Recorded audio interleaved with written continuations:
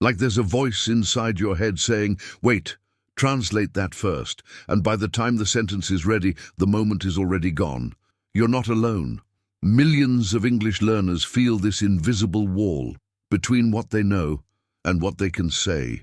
They study hard, understand a lot, but when it's time to speak, they freeze, hesitate, translate, and it's exhausting. But here's the truth. You don't need more words. You don't need a better memory. You need a new relationship with English, because fluency doesn't start with vocabulary. It starts with trust, and real fluency begins the moment you stop waiting to be perfect and start using English like it already belongs to you. In this video, I'm not just going to tell you how to stop translating. I'm going to show you what it feels like. Through real stories, psychological insights, and simple but powerful daily practices, you'll experience the mindset shift that changed everything for me and can change everything for you too. If you've ever whispered English in your head but felt scared to speak it out loud, this video is for you. If you've ever lost an opportunity because you were still thinking in your native language, this video is your turning point. Stay with me until the end. Because the transformation you're looking for doesn't happen in the grammar books. It happens in your identity. And today, you're going to feel it. It was a normal Tuesday. She was at a cafe sipping tea, thinking about nothing in particular. Then it happened. Her friend asked a simple question in English. She replied without hesitation. No pause, no translation, no mental grammar check. Just words, clear, smooth, natural.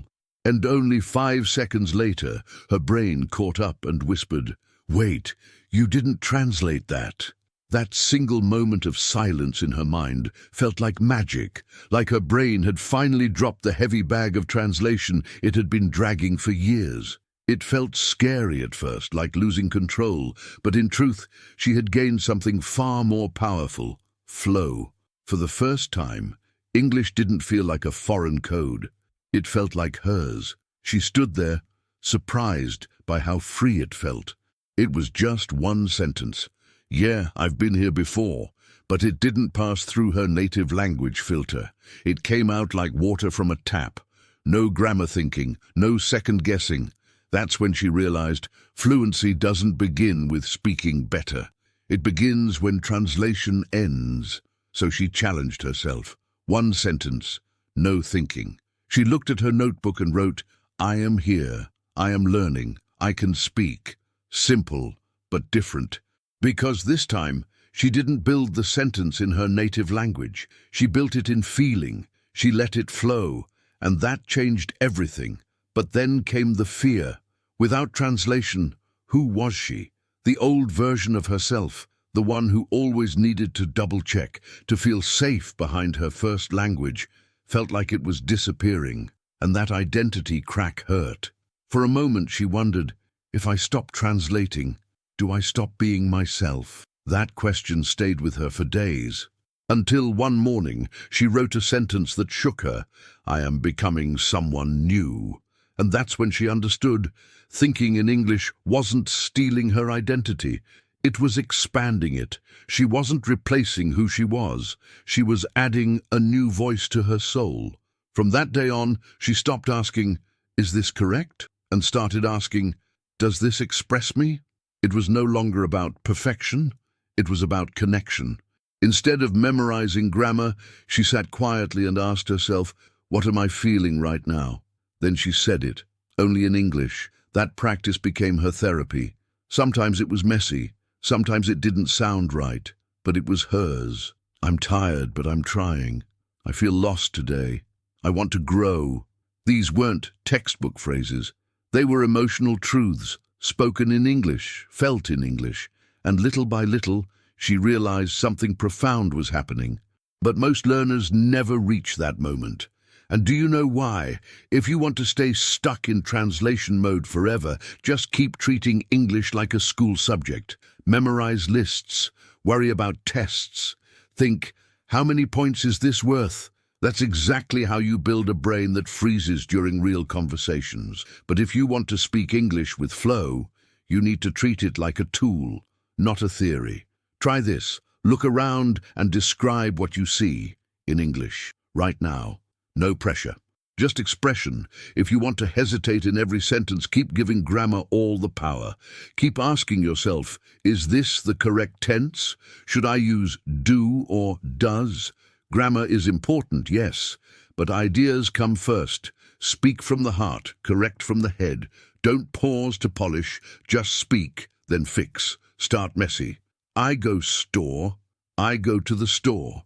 I'm going to the store. Let your instincts lead, not your doubts. If you want to overload your brain every time you speak, then by all means, keep switching back and forth between your native language and English. Think in one, speak in another, panic in both. That's the recipe for mental chaos. But there's another way. Choose one object in front of you, a cup, a chair, your phone, and describe it only in English. Don't translate, just notice and say it. If you want to sabotage your fluency completely, then keep studying in silence. Watch videos without speaking. Read books without saying a word. Stay quiet, stay safe, and stay stuck. Real fluency needs a voice, your voice. So whatever you read next, read it out loud. Doesn't matter if it's slow or clumsy. Let your mouth meet your mind. And if you truly want to build resistance to fluency, never use English in real life. Keep it locked in the classroom. Don't use it with friends. Don't write with it. Don't think in it. Just admire it from a distance. That's how most learners stay trapped for years. But you can break the cycle. Take one small English thought into your daily routine. I'm brushing my teeth. I'm cooking rice. That's where fluency is hiding. You see, most people wait until they feel ready, but that day never comes. There's always one more word to learn, one more rule to study. Meanwhile, life keeps moving. Opportunities pass, conversations die, confidence fades. Waiting is the most silent way to quit. So instead of waiting, start with what you have. Speak with what you know. Fluency is not built by knowing everything. It's built by using something again and again. Repetition rewires the brain. Repetition removes hesitation. And the learners who stop translating are usually the ones who stopped being silent. 5 minutes a day. That's all it takes to start changing your rhythm. Use your phone, record your voice, ask questions, answer them. Don't make it perfect, make it personal. Because if you keep doing what most people do, you'll keep getting what most people get: fear, hesitation, silence. But if you start doing the opposite, the results will feel like magic. In fact, that's exactly what happened to her. Not because she was talented, but because something forced her to change. It wasn't planned, it wasn't part of some perfect method. It happened on a rainy Tuesday afternoon, inside a small meeting room at work. She was just organizing papers when a colleague, one of the confident, fast-talking ones, turned to her and asked a question in English. No warning, no time to prepare, just words, fast and sharp. Her heart jumped. Her mind froze. There was no time to translate. But here's the surprising part. She answered. Automatically, instinctively.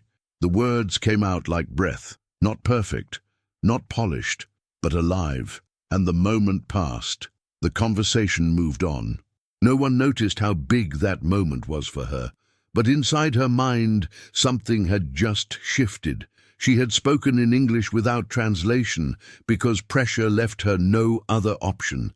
It wasn't magic. It was raw survival. Her brain didn't have time to do its usual trick, switching from English to her native language, then back again. Instead, it took a shortcut: direct understanding, direct speaking. This is what neuroscience calls forced fluency, when your brain skips translation to protect your dignity. She had no idea that this accident would become the breakthrough she'd been waiting for.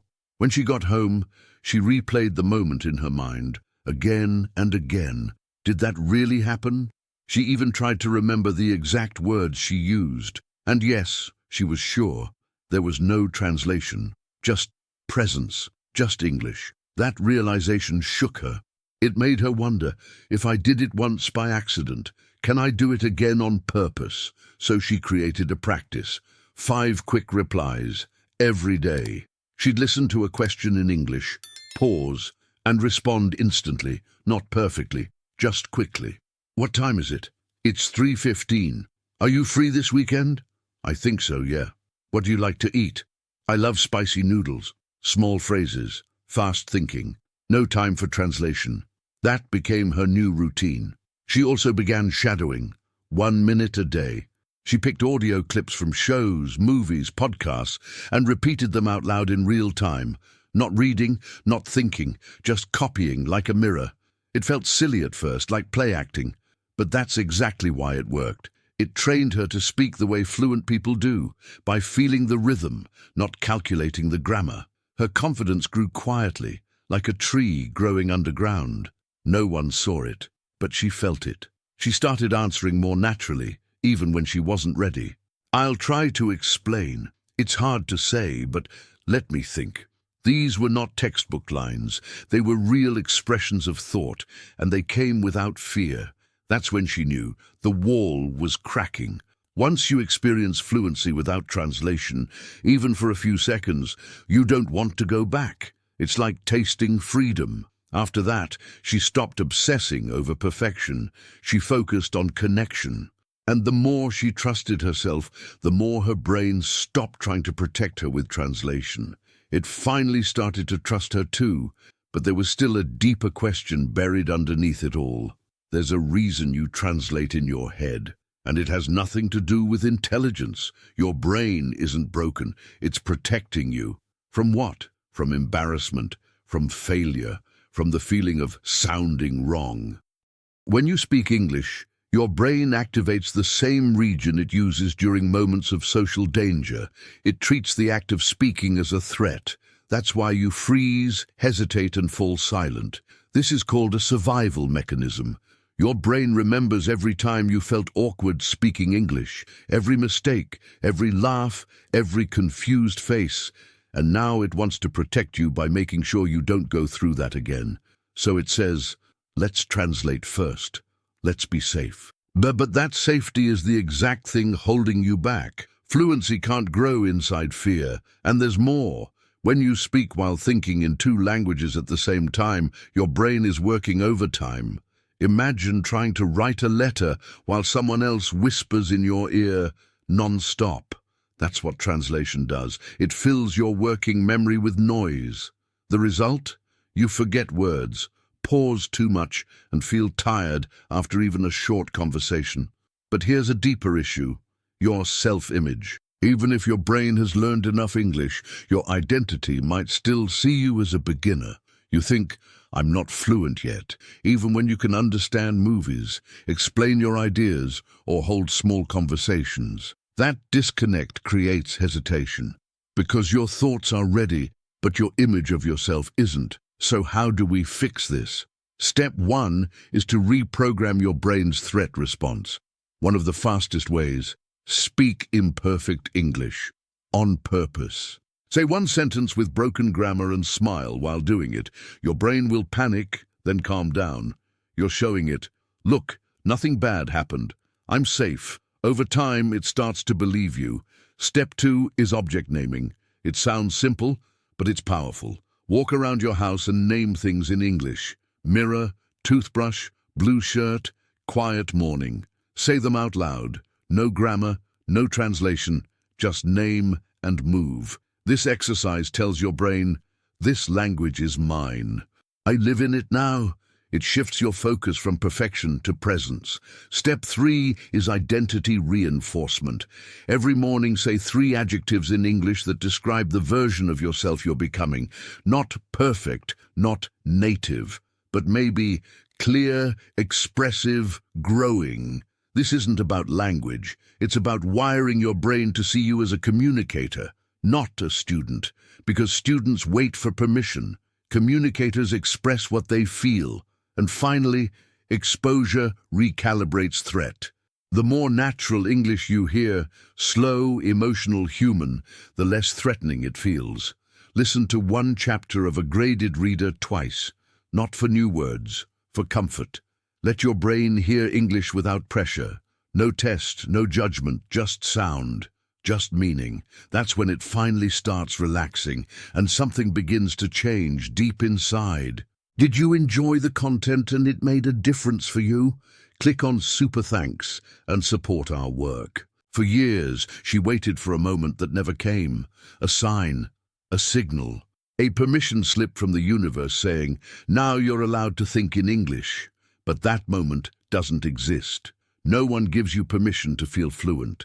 You give it to yourself. And that's the shift most learners never make. Fluency isn't a skill you earn. It's a door you choose to walk through, with fear in one hand and courage in the other. It begins with a quiet sentence that most people never say. I allow myself to think in English. Try it right now, out loud, even if it feels strange. That one sentence isn't just about language. It's about reclaiming your voice, because deep down, many learners carry invisible guilt. I'm not good enough. My accent is wrong. People will laugh. These beliefs don't come from grammar books. They come from years of waiting for approval. But what if fluency has nothing to do with approval? What if it's simply about honesty, about saying what you feel, even if it's messy? I'm tired. I don't know what to say. I feel lonely today. These are real sentences, powerful ones, not perfect, but deeply human. And when you allow English to express your truth instead of your perfection, something starts to heal inside. Thinking directly in English is not a language skill. It's an identity leap. You stop hiding behind translation and start standing inside the language. It's like crossing a bridge that was always open, but you were too scared to walk across. And here's the irony. The first steps always feel uncomfortable.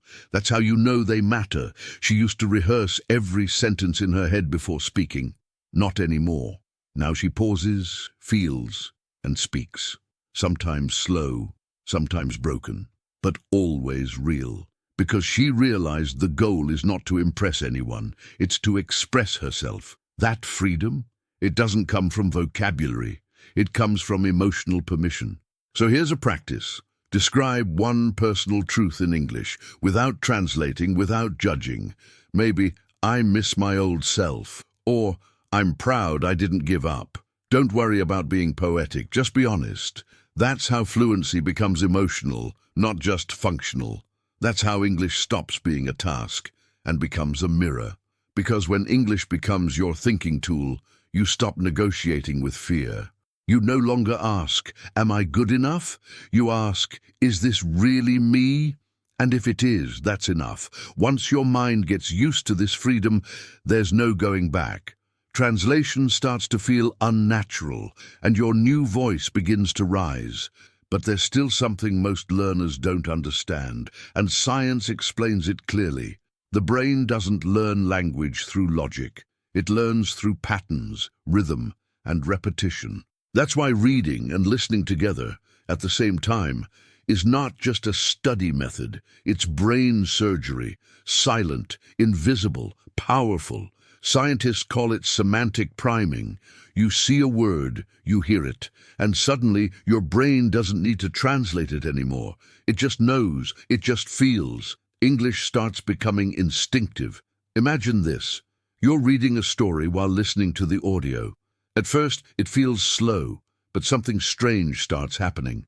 Your brain begins predicting the next word, the next sound, the emotion behind the sentence, and you realize you're no longer translating, you're experiencing.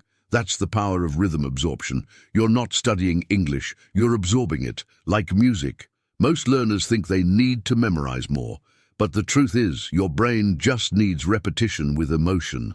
That's why graded readers are so effective. They're not childish, they're strategic. They give your brain input it can handle. Not too easy, not too hard, just enough to stretch your mind and build new connections without overwhelming it. Now combine the two, reading and listening together. That's called dual input fusion. One sense supports the other. Your eyes and ears become teammates. The meaning becomes clearer. The sound becomes familiar. And slowly, translation disappears. Why? Because your brain starts linking English directly to meaning, not to your native language. That's fluency at the neurological level. Let's make this practical. Choose a graded reader story you enjoy. Listen to the first 2 minutes while reading. Then close your eyes and listen again. Just the sound this time. Notice what your brain remembers. Notice how fast it adapts. Do this for 5 minutes a day, every day. No pressure, just presence. That's how habits become hardwired. Think of it like brushing your teeth. You don't get perfect teeth by brushing for 3 hours once. You get them by brushing every day. Same with fluency, 5 focused minutes, no distractions every day. Over 30 days, your brain starts building new linguistic highways. English doesn't feel foreign anymore. It becomes the default voice inside your head. That's the 30-day neural shift. It doesn't happen with apps. It doesn't happen with motivation alone. It happens with consistent emotional input, sound, meaning, repetition. You train your brain like a musician trains their ear. You build fluency the same way you build memory, not with force but with flow. And once this process begins, something unexpected starts happening in the outside world too. People start seeing you differently. There's a moment you don't notice, but others do. It's when your energy shifts. You're not hesitating anymore. You're not trying to speak English. You're just speaking. Maybe slowly, maybe imperfectly, but directly. And suddenly, the people around you start reacting differently. They stop treating you like a student. They start responding to you like a speaker. It's not about the words. It's about your tone, your certainty. That tiny hesitation you used to have between sentences, it's gone.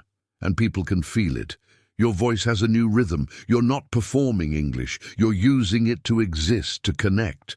And that shift is magnetic. You don't even realize you're signaling confidence, but others do. This is what we call the presence effect. When you speak directly, no translation, no fear, you activate presence. People trust your words more. They lean in. They stop interrupting. Why? Because you're not searching for the sentence anymore. You are the sentence. Your words match your body, your intention, your identity. Want to practice this? Try answering one simple question at your natural speed. Don't rehearse. Don't get ready. Just speak. Something like, "What did you do yesterday?" Don't go into translation mode. Just say it, even if it comes out messy. That's presence. That's what makes people feel you're fluent, even if your grammar isn't perfect.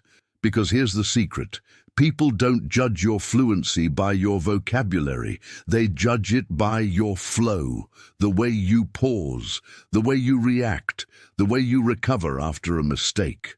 A learner corrects themselves nervously. A speaker keeps going with calm. That's the difference. And it changes how the world sees you. So try this today. Initiate a short English conversation. Doesn't have to be deep. Ask someone how their day was. Order food in English. Say hi to a stranger online. The goal isn't to be brilliant. The goal is to be available, emotionally present in the language. That's how connection begins. Then challenge yourself. Use English in a place where it's not expected. Maybe at the grocery store, or in a message to a friend, or while talking to yourself in public. These surprise settings are powerful because they help you let go of the identity of learner and step into the identity of speaker. And once that shift happens, there's no turning back. The outside world mirrors your inside world. People stop correcting you. They start responding to you. They stop seeing a student. They see someone becoming fluent. But the real transformation, the one that matters most, is still happening inside your own mind. "Why do I keep translating?" she asked herself one night. Not out loud, just in her mind, that quiet place where doubt lives. The answer didn't come immediately, but slowly, like mist lifting in the morning, the truth appeared. Because I still don't trust myself. It wasn't about English. It was about fear. Fear of sounding wrong. Fear of being judged, fear of not being enough. She sat with that realization, letting it sting. Then she whispered a new sentence, like a soft rebellion. "My thoughts belong in English too." At first it felt like a lie, but the more she said it, the more it felt like home. Because fluency isn't about language alone. It's about belonging. Belonging inside the words, inside the sentence, inside the story you're trying to tell. So she gave herself a challenge. Speak for 1 minute without stopping. No rules, no plan, just flow. I'm tired today, but I did something new. I spoke without fear. I think I'm proud of myself. It wasn't advanced, it wasn't complex, but it was honest. And that's what fluency really is. Not complexity, but clarity. Then came the question that changed everything. Who am I becoming? Not the old self who overanalyzes every word, not the silent student sitting in the back of the virtual classroom, but someone new, someone who doesn't wait to be perfect to speak, someone who owns their voice. That identity began to take form, one sentence at a time. So she declared it softly but with power. I'm not a student anymore. I'm a speaker. I'm a communicator. I'm building a new voice. Not because someone gave her permission, but because she claimed it. And from that moment on, something subtle but permanent shifted inside. Translation started to feel unnatural, like walking backwards through a world she was meant to run in. Now English was no longer a task, it was a part of her day, a part of her thinking, a part of her future. She'd narrate her morning routine in English, whisper her feelings before bed, talk to herself while washing dishes. English wasn't the goal anymore, it was the vehicle, for growth, for clarity, for expression. And when she recorded her first spontaneous voice note, no script, no planning, she didn't judge it. She listened, smiled, and said, "That's me, that's my real voice in English. No translation, no apology, just her, raw, real, rising." And that's when she knew she would never go back. But what truly unlocked this transformation? It wasn't talent, it wasn't motivation, it was the moment she stopped asking for permission and started training her brain the right way, every day. Let me ask you something real. How long have you been learning English, but still translating in your head? How many conversations have you avoided? How many dreams have you delayed, just because your thoughts didn't feel ready in English? The truth is, it's not about being ready.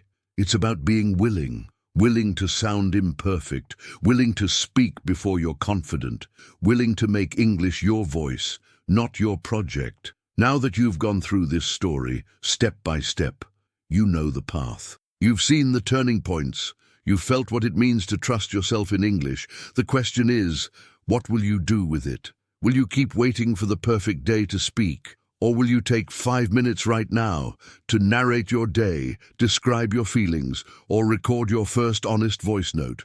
Because English isn't just a language. It's a tool, a mirror, a new way of seeing yourself. So tell me in the comments, when was the last time you stopped translating, even just for a moment? What sentence in English describes the version of you you're becoming? Let it out. This space is for you, for your growth, your story.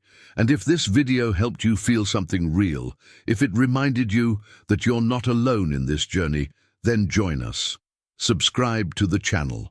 Like this video, leave a comment, and turn on notifications, because this isn't just about English. This is about building a future, one sentence at a time, and your next sentence starts now.